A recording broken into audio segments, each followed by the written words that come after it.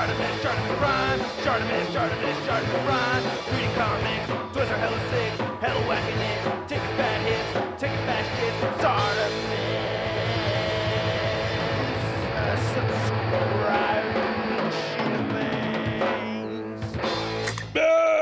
Hey, what's up you guys? ShartimusPrime here, doing another Power Rangers action figure review on the ThreeZero Mighty Morphin Power Rangers Green Ranger 1/6 scale collectible figure. If you're trying to get your Power Rangers, you can do so at Big. Get your big badass toys at BigBadToyStore.com. Click the link in the description below. While you're down there, I ask you to please hit that like button, and if you're new here, hit that subscribe button as well as the notification bell. And a big thanks to ThreeZero for making this review possible and sending out this product my way to review for you guys. If you want to see the latest from ThreeZero, you can find it all in the link in the description below. And nice packaging right over here. I really dig this a lot. You have a little bit of a matted gold right over here, and it's all embossed on the packaging. I dig that.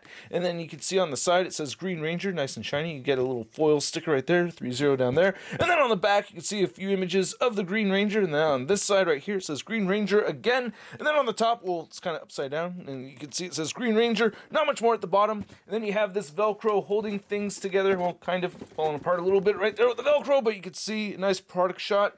And then you can see the actual figure inside. All right, let's get to it and crack this thing open.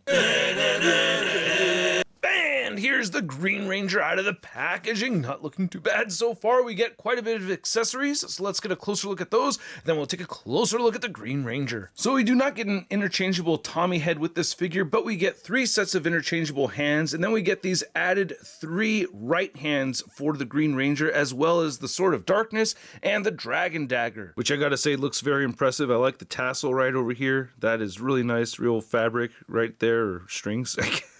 Whatever tassels are made out of, but I love the detail that we're seeing right here with the gold and the black. That looks so good.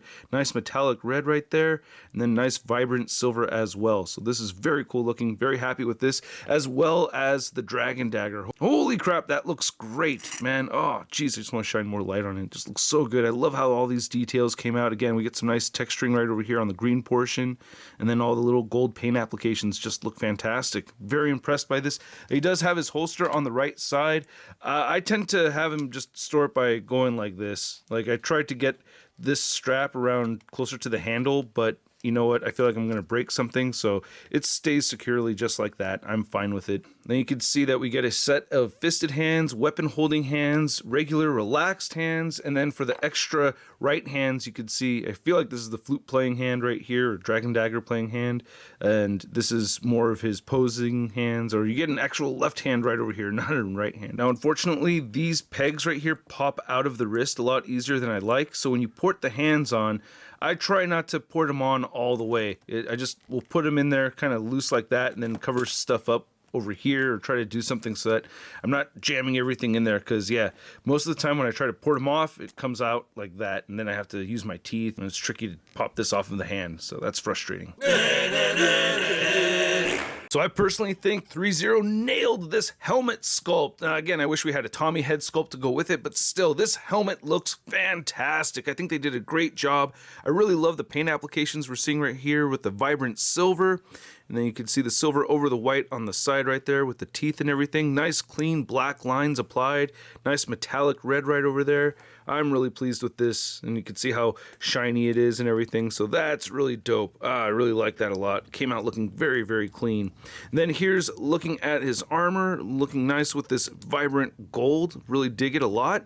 Very fun taking pictures of it. Does have a little bit of paint missing right over here, and I contacted ThreeZero about this, and they said that they're individually painted, so some of them are going to kind of have a battle damage feature on there. I would personally rather have it just, you know, the solid gold, to be honest, but it still looks really good, and you can see that this fabric over here just makes this thing look very realistic. It's probably the most realistic Power Ranger figure in my collection. And I do have the other 5, so I'll be reviewing those in one group review later on, so stay tuned for that. The gloves all look really good. I didn't really talk about the detail on them, but the seams and everything and the wrinkles look fantastic. And then you have the Morpher right over here looking great with all that detail. Really like that a lot. Doesn't come out or anything. I tried. And then you can see the seam running down the middle to the crotch. And yeah, man, the elastic pants and everything, or all the spandex just looks really, really good on this piece right over here.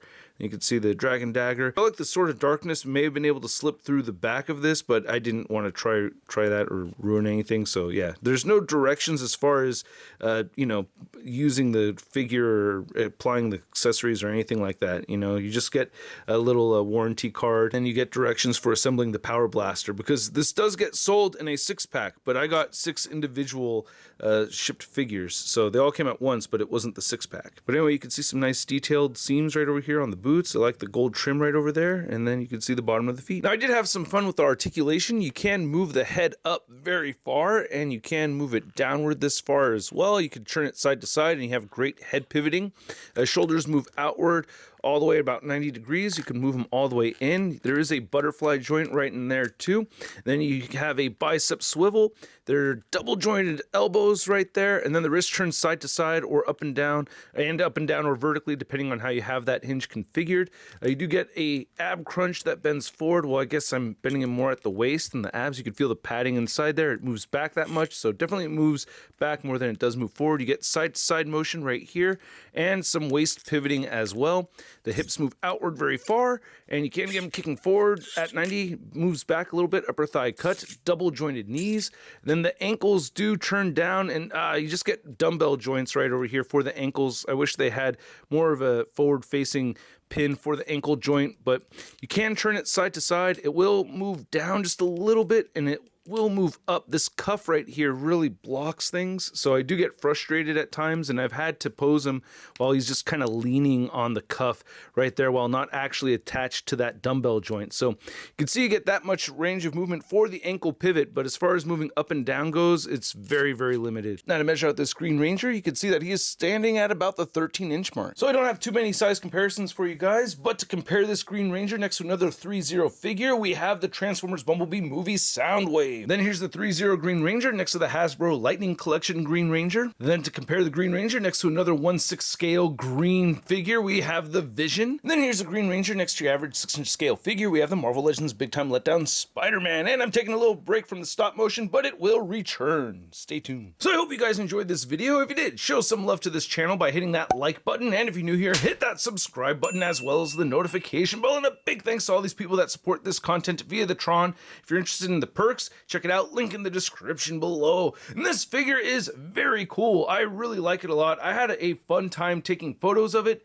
My biggest gripe really is the ankle articulation and the wrists. The ankles and wrists, that bothers me, but once I get everything set up the way I want to, it's very cool looking, and I have a great time taking photos of it, and it just looks very realistic. I mean, it's the most realistic Green Ranger, or most accurate Green Ranger I have in my collection, so I really do like it, but at the same time, you know, there's some things I wish were done differently, and that's, I just said it, you know, the wrists and ankles, but aside from that, I think this thing's pretty stellar. A little bit more of a solid gold on the armor would have been cooler, right? I would have liked that a little bit more, but still, that's a nitpick, I think, more so. It didn't really bother me as much as the wrists and ankles thing. But anyway, at the price point of around 115 bucks, I'm gonna give this 3016 scale Green Ranger figure a SUD rating of, I love it! and man, I think that is such a great price point. I mean, compared to like the $300 that you're used to paying for Hot Toys, I mean, you're not getting, you know, the Tommy head sculpt and everything, so that does take a bit away, but at the same time, I personally would rather have him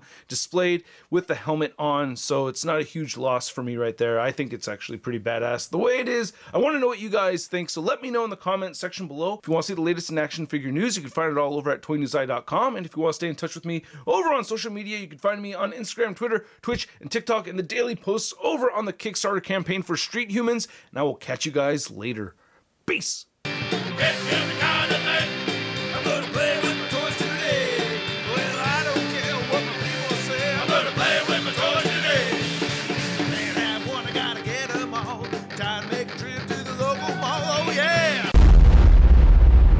That's crispy.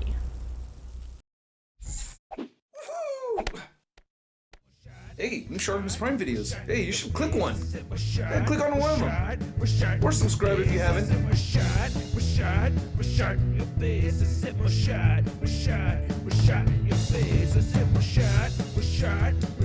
Your face.